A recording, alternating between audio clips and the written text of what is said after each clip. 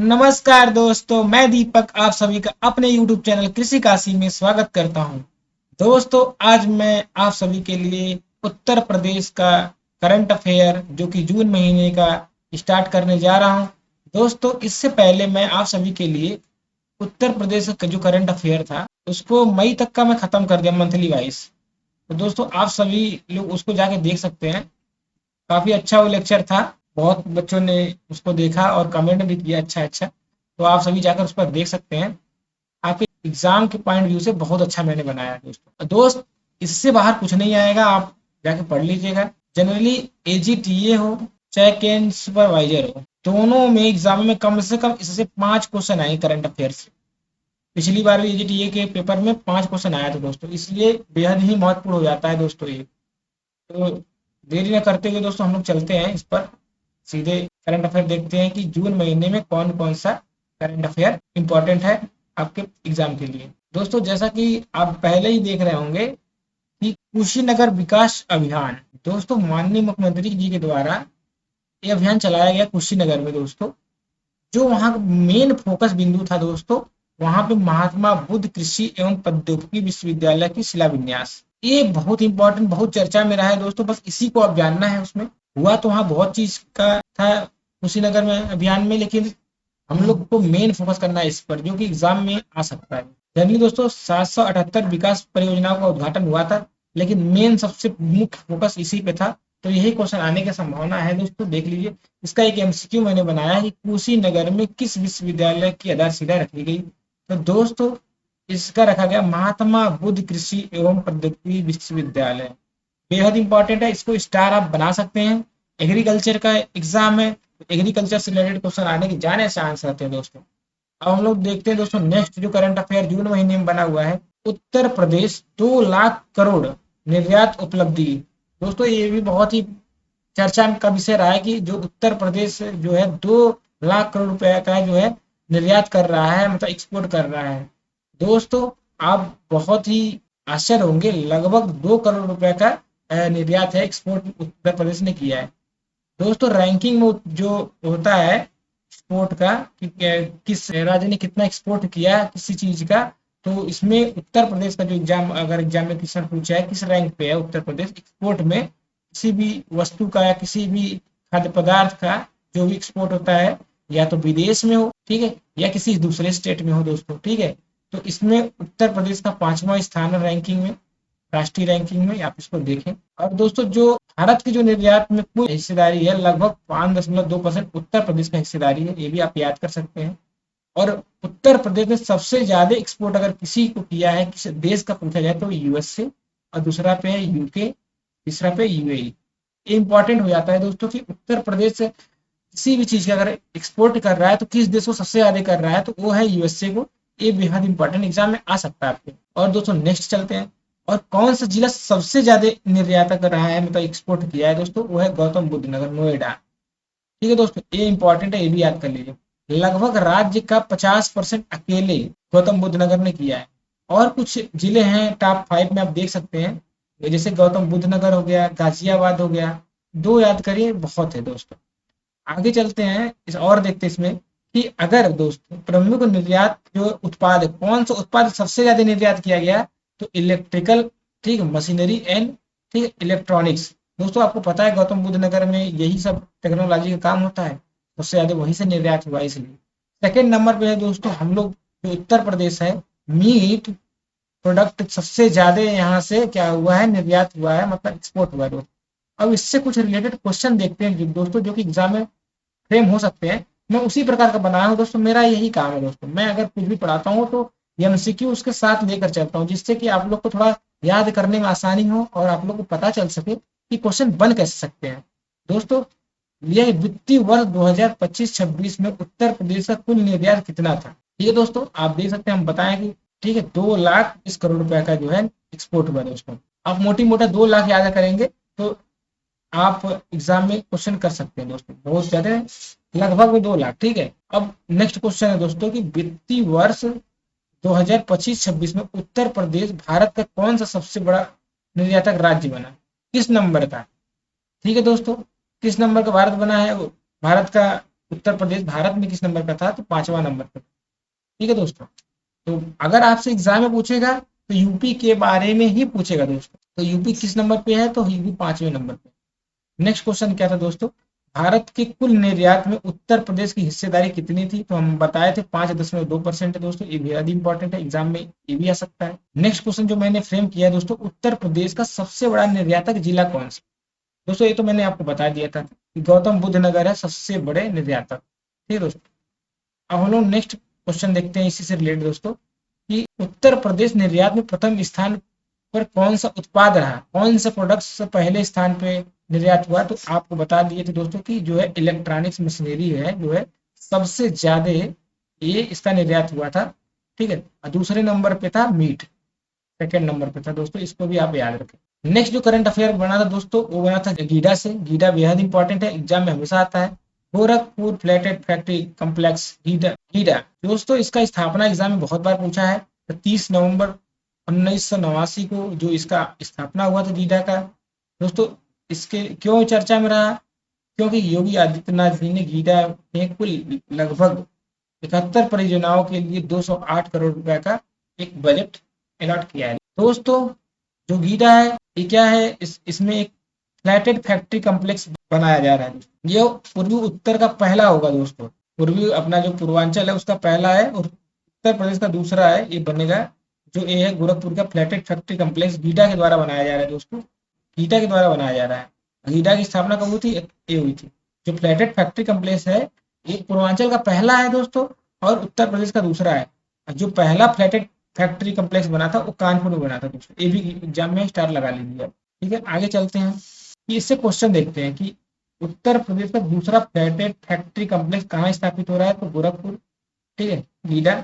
आप देखिए पूर्वी उत्तर प्रदेश का पहला इलेक्ट्रॉनिक फैक्ट्री कम्प्लेक्स कहाँ बन रहा है, ये भी दोस्तों गोरखपुर में, वही आंसर है। ऐसे क्वेश्चन फेम हो सकते हैं दोस्तों, इसलिए मैं बना दिया हूँ।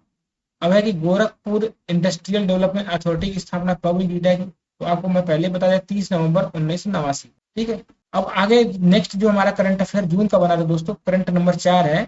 उत्तर प्रदेश में जीएसटी संग्रह में 13% की वृद्धि हुई, ये बेहद ही इंपॉर्टेंट है दोस्तों, क्योंकि जो सेंट्रल का जो कलेक्शन था उसमें गिरावट आई है लगभग 3% की, लेकिन उत्तर प्रदेश में 13% की ग्रोथ देखा गया, इसलिए इंपॉर्टेंट है। जैसे देश में प्रथम जीएसटी संग्रह वृद्धि में पहले स्थान पे है, सबसे अधिक कहीं अगर जीएसटी संग्रह में वृद्धि हुई है तो यह है दोस्तों अपना उत्तर प्रदेश। राष्ट्रीय अगर तुलना की जाए तो लगभग भारत में जो 3% की गिरावट हुई है, उत्तर प्रदेश में 13% की वृद्धि हुई है। ये इंपॉर्टेंट पॉइंट है, आप इसको नोट कर सकते हैं दोस्तों। ठीक है, राष्ट्रीय वृत्तीय के विपरीत उत्कृष्ट प्रदर्शन रहा है इसमें दोस्तों। अब हम लोग इससे रिलेटेड कुछ क्वेश्चन देखते हैं। वित्तीय वर्ष 2025-26 में उत्तर प्रदेश के जीएसटी संग्रह में कितनी वार्षिक वृद्धि दर्ज की गई, तो 13%। इंपॉर्टेंट है दोस्तों। नेक्स्ट क्वेश्चन जो इससे मैं फ्रेम किया हूँ दोस्तों, जीएसटी संग्रह वृद्धि दर के आधार पर उत्तर प्रदेश का कौन सा स्थान रहा है, तो दोस्तों ये प्रथम स्थान रहा है, बेहद इंपॉर्टेंट, स्टार लगा सकते हैं इसको। अब दोस्तों जो जून महीने में 5 जून को एक न्यूज बना था, सबको पता है, तो लगभग सारे दोस्तों को याद भी होगा कि जयप्रकाश जो नारायण पक्षी अभ्यारण्य है उत्तर प्रदेश का जो बलिया में है, ये भारत का 100वां रामसर साइट बना दोस्तों। ठीक है, जो कि बेहद ही चर्चा में रहा, तो इससे क्वेश्चन किसी भी एग्जाम में उत्तर प्रदेश के आना ही आना है दोस्तों। इससे रिलेटेड क्या आ सकता है उससे मैं हम लोग देख लेते हैं। ये जो घोषणा हुआ 5 जून को हुआ था, माननीय प्रधानमंत्री जो जी के द्वारा, पीएम मोदी जी के द्वारा इसको किया गया था। ये भारत का 100वां रामसर स्थल, इसका प्लेस है बलिया उत्तर प्रदेश में दोस्तों। इसको सुरहा ताल भी कहते हैं दोस्तों। पहले इसका नामकरण, पहले जो 1991 में जो इसका सुरहा ताल था, बाद में सुरहा ताल का गठन 2002 में नाम बदलकर इसको जयप्रकाश नारायण कर दिया गया दोस्तों। ये इंपॉर्टेंट है। जो इसकी भौगोलिक स्थिति है, जिला बलिया में है दोस्तों। विशेषता क्या है, यहाँ पर एक प्राकृतिक मतलब जिसे गोखपुर झील कहते हैं, ठीक है, ऑक्सबॉक्स लेक जिसको इंग्लिश बोलते हैं, ये 12 मासी पेरिनियल होते हैं दोस्तों। गंगा नदी की पुरानी धारा से निर्मित ये झील है दोस्तों, ये भी इंपॉर्टेंट है पॉइंट। तो दोस्तों इससे रिलेटेड कुछ क्वेश्चन देख लेते हैं जो कि आपके एग्जाम के लिए बेहद ही महत्वपूर्ण है। भारत का 100वां रामसर स्थल किसे घोषित किया, दोस्तों आपको मैं पहले ही बता चुका हूँ, जयप्रकाश नारायण पक्षी अभ्यारण्य, जिसे सुरहाताल भी कहते हैं, ये बलिया में है दोस्तों। अब दोस्तों नेक्स्ट क्वेश्चन है कि जयप्रकाश नारायण पक्षी अभ्यारण्य किस जनपद में स्थित है? तो ये बलिया में है दोस्तों। नेक्स्ट क्वेश्चन, जयप्रकाश नारायण पक्षी अभ्यारण्य को भारत का 1वां रामसर स्थल कब घोषित किया? तो ये किया गया 5 जून विश्व पर्यावरण दिवस के रूप में। ये इंपॉर्टेंट है, ऐसे क्वेश्चन फंसा सकता है दोस्तों, तो आपको डे भी याद रखना। अब दोस्तों हम लोग नेक्स्ट चलते हैं, जो करंट अफेयर बना है जून महीने में, एक जनपद एक नाटक।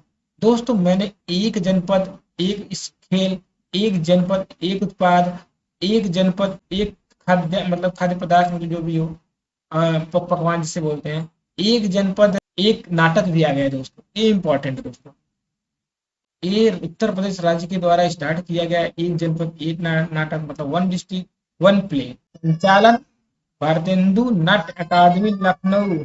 एक मिनट दोस्तों, एक जिला एक जो अपना नाटक है, काफी इंपॉर्टेंट, ये भी क्वेश्चन बन सकता है।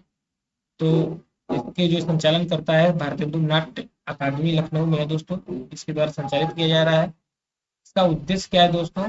इतिहास, स्वतंत्रता संग्राम और महान विभूतियों को रंगमंच के माध्यम से जन जन तक, विशेष युवाओं तक पहुंचाना।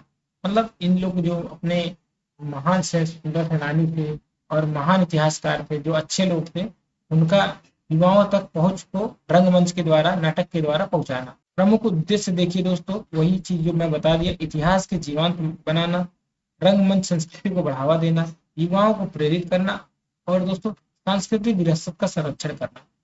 प्रमुख विषय क्या है दोस्तों? जैसे कि इसमें अटल बिहारी वाजपेयी के द्वारा मतलब उनका जो नाटक के द्वारा उनका प्रदर्शन, वीर सावरकर जी, रानी लक्ष्मीबाई, छत्रपति शिवाजी महाराज और महाराज सुहेलदेव जी और काकोरी ट्रेन एक्शन के एक नाटक के थ्रू इसको दिखाया जाएगा, इनके बारे में चर्चा की जाएगी दोस्तों। 1857 की क्रांति को भी इसमें रखा गया है।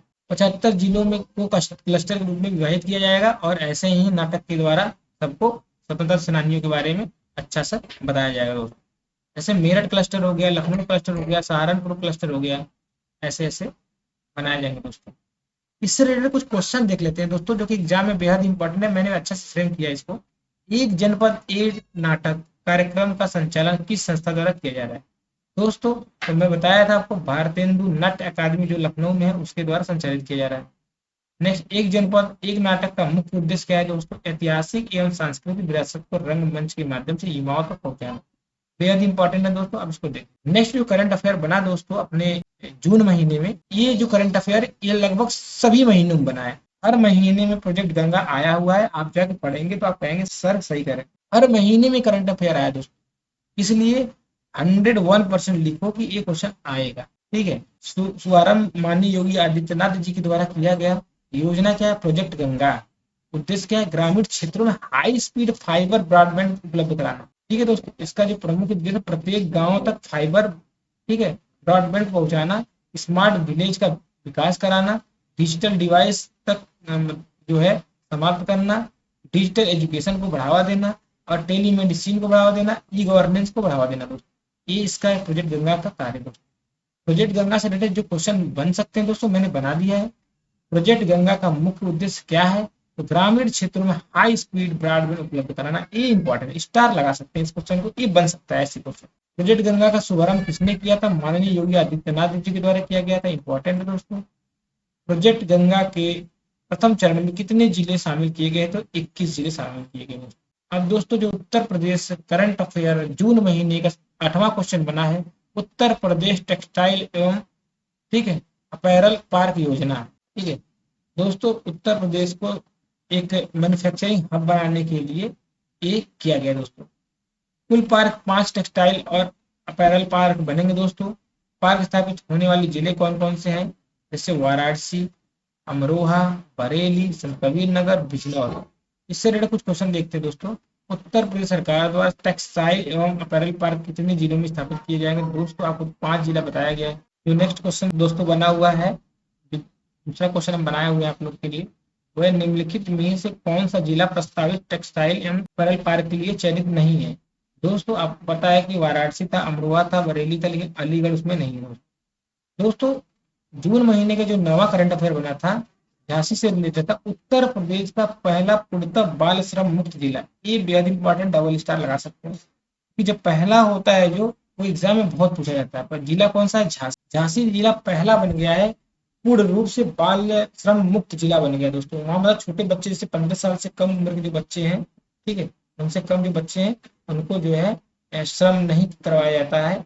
ये 100% वो मुक्त हो चुका है दोस्तों, ठीक है। झांसी उपलब्धि, उत्तर प्रदेश का पहला पूर्णतः बाल श्रम मुक्त जिला हो गया दोस्तों।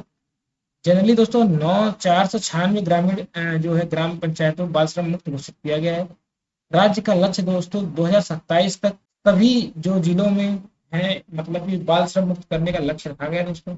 संपूर्ण उत्तर प्रदेश में बाल श्रम मुक्त करने का 2027 तक रखा गया, ये भी पूछ सकता है दोस्तों, ठीक है। अब इससे रिलेटेड कुछ क्वेश्चन देखते हैं दोस्तों। उत्तर प्रदेश का पहला पूर्णतः बाल श्रम मुक्त जिला कौन सा है दोस्तों? तो ये झांसी है। और दोस्तों ये क्वेश्चन आएगा नहीं, आप इसको छोड़ो दोस्तों। आप देखिए तीसरा क्वेश्चन, उत्तर प्रदेश सरकार ने पूरे राज्य को बाल श्रम मुक्त बनाने का लक्ष्य किस वर्ष निर्धारित किया है? दोस्तों 2027 तक। ये इंपॉर्टेंट, डबल स्टार इसको मार सकते हैं आप दोस्तों। 10वां जो करंट अफेयर बना हुआ उत्तर प्रदेश का बेहद इंपॉर्टेंट है, 100% एक क्वेश्चन आएगा, 101% लिख लीजिए आप लोग। जरूरी नहीं कि जीटीए में आए, जो भी एग्जाम आप देंगे उसमें आ सकता है, लेकिन 100% आएगा ही आएगा। उत्तर प्रदेश में 1400 मेगावाट परमाणु ऊर्जा परियोजना, ठीक है। राज्य उत्तर प्रदेश। उद्देश्य क्या? ऊर्जा स्रोतों का विविधीकरण करना, डाइवर्सिफिकेशन। कोयला एवं सौर ऊर्जा के साथ परमाणु ऊर्जा को भी बढ़ावा देना। दोस्तों आपको पता है कि जो नरौरा जो है परमाणु ऊर्जा संयंत्र जो है, ये है बुलंदशहर में है उत्तर प्रदेश। ये बहुत ज्यादा एग्जाम में आता है। इसकी क्षमता जो है दोस्तों 1400 मेगावाट की है।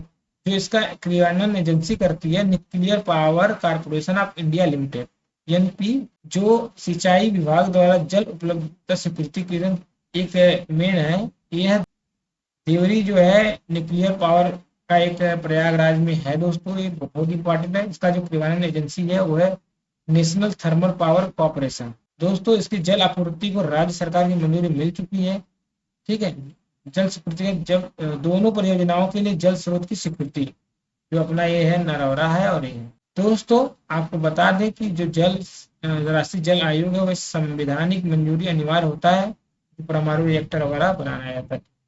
दोस्तों इससे रिलेटेड क्वेश्चन जो बना हुआ, उत्तर प्रदेश सरकार ने 1400 मेगावाट क्षमता वाले परमाणु ऊर्जा संयंत्र के लिए जल उपलब्धता किन स्थान पर स्वीकृत की गई है?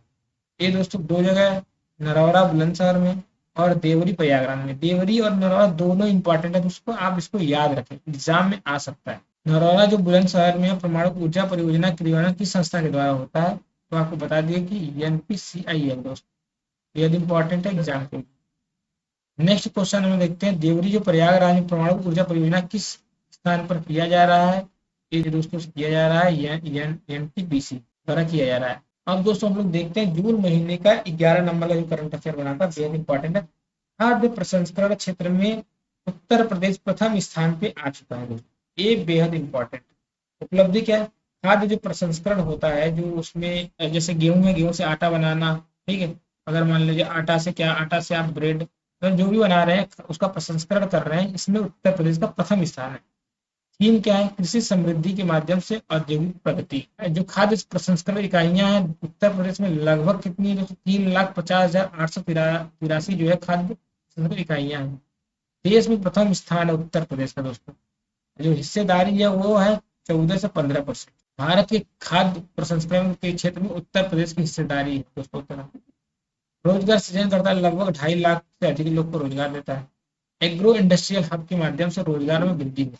इससे रिलेटेड जो दूसरा जो मैंने क्वेश्चन फ्रेम किया है, खाद्य प्रसंस्करण के क्षेत्र में उत्तर प्रदेश में कौन सा स्थान है? तो प्रथम स्थान है। और दोस्तों नेक्स्ट जो क्वेश्चन मैंने फ्रेम किया, उत्तर प्रदेश में कुल कितनी खाद्य प्रसंस्करण इकाइयां स्थापित है?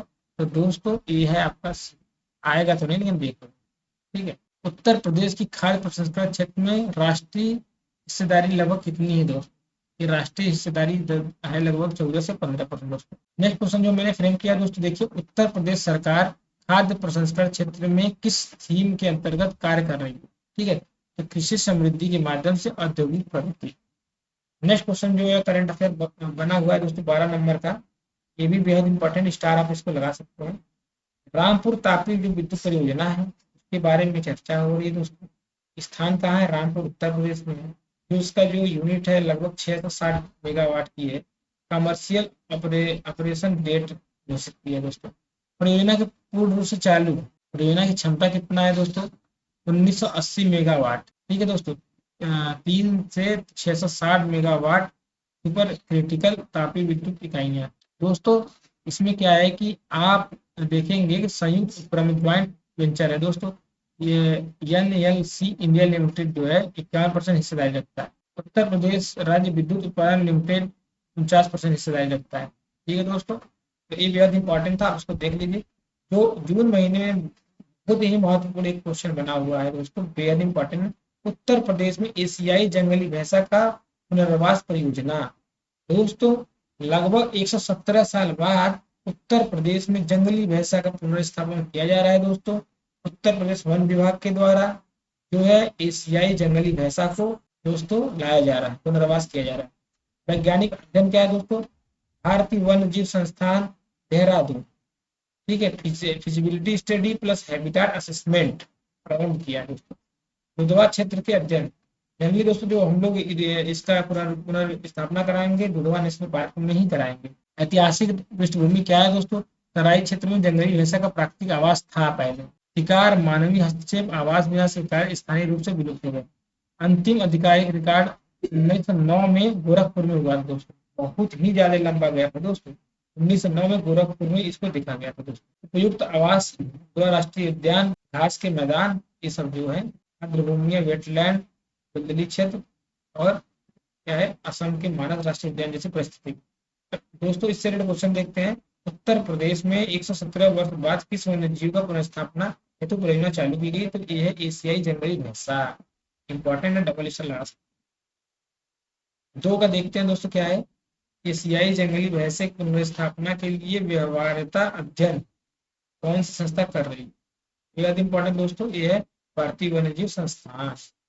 नेक्स्ट क्वेश्चन देखते हैं दोस्तों, क्या है? एशियाई जंगली भैंसे के पुनर्स्थापना के लिए उत्तर प्रदेश के किस क्षेत्र का चयन किया गया है दोस्तों? ये किया गया अपना दुधवा राष्ट्रीय उद्यान।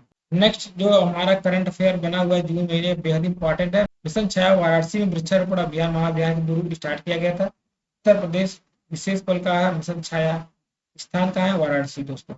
उद्देश्य क्या है इसकी दोस्तों? इसका हीट वेव जो है एवं अर्बन हीट आइलैंड इफेक्ट को कम करना। ठीक है दोस्तों, इसका वृक्षारोपण लक्ष्य कितना है? और 2026-27 में लगभग 15 करोड़ 33 एक लगभग दोस्तों, ठीक है, इतने पौधे दोस्तों लगाए जाएंगे। अभियान प्रारंभ हुआ है ना कितना दोस्तों? जुलाई 2026 में। प्रमुख कारण क्या है दोस्तों? बढ़ता तापमान, हीट वेव को कम करना, अर्बन हीट आइलैंड का इफेक्ट दोस्तों उसको कम करना। जो इससे रिलेटेड क्वेश्चन बनेंगे दोस्तों उसको मैंने रख दिया कि मिशन छाया में जो है उससे क्या है, अभियान किस उद्देश्य से प्रारंभ किया गया था? Heat wave urban heat island को कम करना दोस्तों, इंपॉर्टेंट है, स्टार लगा सकते हैं आप। नेक्स्ट क्वेश्चन जो बना था दोस्तों, ये बना था मिशन छाया अभियान उत्तर प्रदेश के किस जिले में प्रारंभ किया गया था दोस्तों? ये वाराणसी में स्टार्ट किया गया था। ये क्वेश्चन आ सकता है दोस्तों, इस पर ध्यान दें। दोस्तों ये बेहद ही महत्वपूर्ण है एग्जाम के लिए। जो 15वां अपना जो है इसमें है दोस्तों कि जो बी कॉरिडोर बनाया जा रहा है उत्तर प्रदेश में, बेहद इंपॉर्टेंट है। किसके द्वारा बनाया जा रहा है दोस्तों? एग्जाम में आ सकता है। तो दोस्तों भारतीय राष्ट्रीय राजमार्ग प्राधिकरण के द्वारा बी कॉरिडोर बनाया जा रहा है दोस्तों। ये क्षेत्र पूर्वी उत्तर प्रदेश में दोस्तों। इसका उद्देश्य क्या है दोस्तों? राष्ट्रीय राजमार्गों को इकोलॉजिकल मतलब पारिस्थितिक गलियारों के रूप में विकसित कराना और परागकणों को, जो मतलब पॉलिनेटर होते हैं, जो कि बीज होते हैं और बहुत सारे इंसेक्ट होते हैं, ठीक है, जो पॉलन को ले जाके पौधे के दूसरे फ्लावर पर जाके पहुंचा देते हैं, जिससे कि उनका फर्टिलाइजेशन वगैरह होता है। बीज कॉरिडोर क्या है दोस्तों?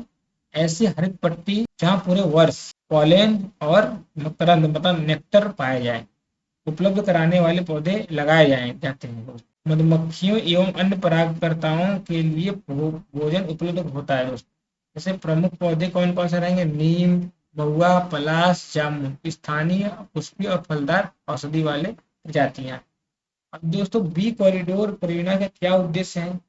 तो देखिए दोस्तों, मधुमक्खियों एवं अन्य परागकर्ताओं का संरक्षण करना, ये भी इंपॉर्टेंट। बी कॉरिडोर परियोजना का क्रियान्वयन किस संस्थान द्वारा किया जा रहा है? ये भारतीय राष्ट्रीय राजमार्ग प्राधिकरण के द्वारा किया है। बीज कॉरिडोर परियोजना मुख्य रूप से उत्तर प्रदेश किस क्षेत्र में विकसित की जा रही है दोस्तों? ये तराई इसमें पूर्वी उत्तर प्रदेश में दोस्तों स्टार्ट की गई दोस्तों। अब नेक्स्ट जो है और आज का लास्ट जो करंट अफेयर है जून महीने के दोस्तों, ललितपुर में फार्मा पार्क बनाया जा रहा है, फार्मा पार्क, उसके बारे में है। ये आ चुका है दोस्तों क्वेश्चन। विकास एजेंसी कौन सी? उत्तर प्रदेश राज्य औद्योगिक विकास प्राधिकरण।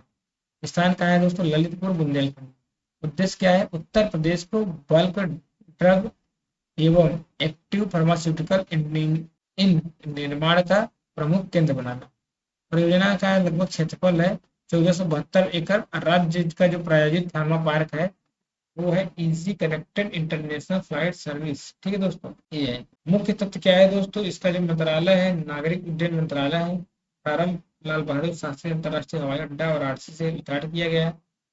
जो विशेष है, भारत की पहली इजी कनेक्टेड अंतर्राष्ट्रीय उड़ान सेवा। क्वेश्चन क्या है दोस्तों? भारत की पहली इजी कनेक्टेड अंतर्राष्ट्रीय उड़ान सेवा शुभारंभ किस अड्डे पर किया गया था? तो ये लाल बहादुर शास्त्री बनारस में हवाई अड्डे के द्वारा किया। दोस्तों आज का जो करंट अफेयर दोस्तों आज का समाप्त होता है। आप पिछला भी जाकर देख लीजिए, प्लेलिस्ट बनी हुई है ऋषि काशी चैनल पर, और इसका पीडीएफ आपको टेलीग्राम चैनल पर मिल जाएगा या व्हाट्सएप ग्रुप में। एजीटीए हो या चाहे कैन सुपरवाइजर हो, वो जुड़े। आप लोग देखेंगे मैं एग्जाम ओरिएंटेड कंटेंट लाता हूँ। मैं ये नहीं कि मतलब कुछ भी मैं करंट अफेयर पढ़ा दूँ। जो हमको महत्वपूर्ण लगते हैं, मैं भी एग्जाम देता रहता हूँ तो हमें पता है दोस्तों। सभी प्यार बनाए रखिए और अच्छे से अपना तैयारी पूरा कीजिए। धन्यवाद।